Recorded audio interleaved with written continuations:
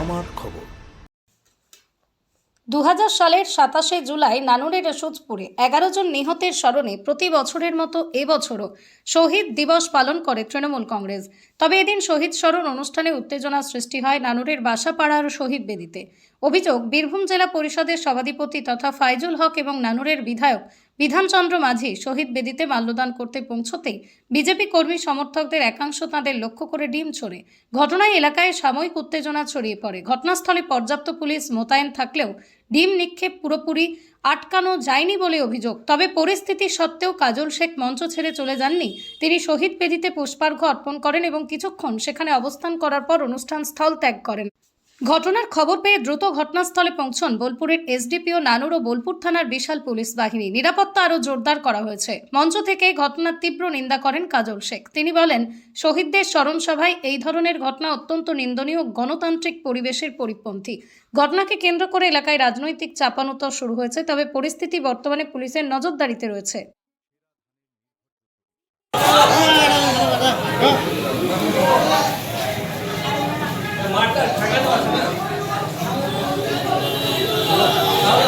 এখানে ইন্টারভিউটা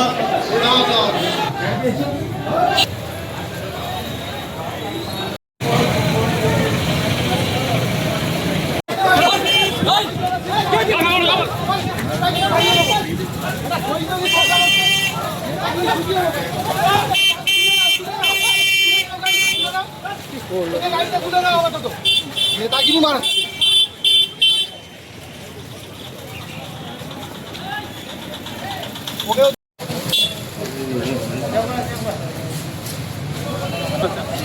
দেখুন, আজকে 27শে জুলাই 2000 সালের এই 27শে জুলাইয়ের দিনে 11 জন ক্ষেত মজুরকে নিষ্ঠুর নির্মমভাবে হত্যা করা হয়েছিল।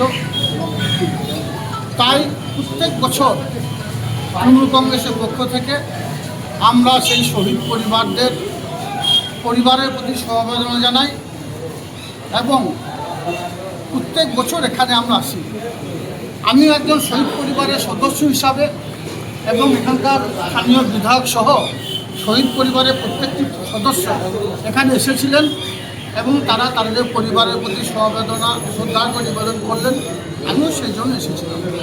কিন্তু এখানে আসার পরে যেটুকু দেখলাম, কতিপয় দূরে কিছু সমাজ বিরোধী তারা আমাদের গাড়ি লক্ষ্য করে, অবশ্যই আমাদের কাছে আসেনি, কারণ আমরা শহীদ মঞ্চে ছিলাম, যারা শহীদ হয়েছে সেই বেদির পাশে ছিলাম। তাই তারা কিছুটা দূরে বিভিন্ন ধরনের বিশৃঙ্খলা করছিল। ধন্যবাদ জানাচ্ছি বীরভূম জেলা পুলিশ প্রশাসনকে, যে বীরভূম জেলা পুলিশ প্রশাসন এবং নানুর থানা পুলিশ প্রশাসন তাদের এখান থেকে সরিয়ে দিয়েছে। যদিও আমি পুলিশ প্রশাসনের পারমিশন নিয়ে এখানে এসেছিলাম, এটা উচিত হয়নি। যে ধরনের কাজ করছে এটা বাংলার কৃষ্টি কালচারের বিরুদ্ধে বলে আমি মনে করি। যাই হোক, যে কাজটাই ওরা করেছে বা করতে চলেছে বা করছে, আমার দৃঢ় বিশ্বাস আগামী দিনে পুলিশ প্রশাসন আরও সক্রিয় এবং যারা এই নক্কারজনক ঘটনা ঘটাতে চাইছে তাদের বিরুদ্ধে দৃষ্টান্তমূলক সাজা দেবে।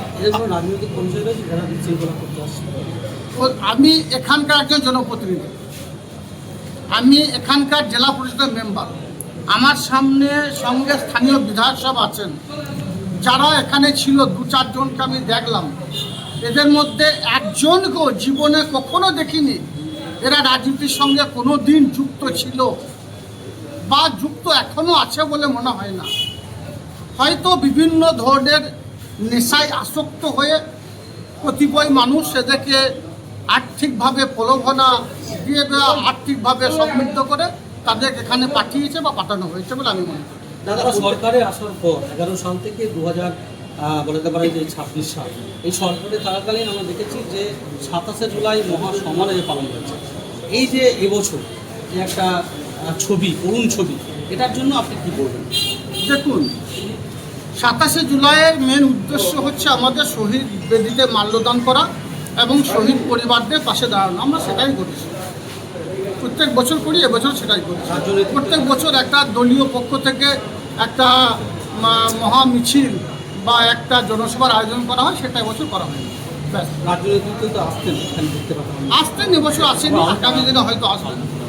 ডলার এই ভরাডুবি এ বিষয়ে মন্তব্য করতে চাই না। আজকের দিনটা আমাদের ভরাক্রান্ত হৃদয়ে, আমাদের পরিবারে আমাদের ছেড়ে চলে গেছে, তাদেরকে স্মরণ করার দিন।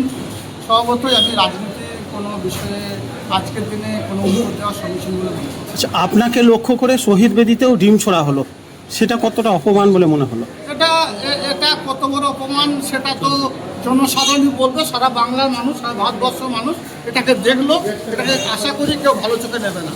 ঠিক আছে। আস্থা medical chemist and diagnostic centre, আপনার সুস্বাস্থ্যের বিশ্বস্ত ঠিকানা।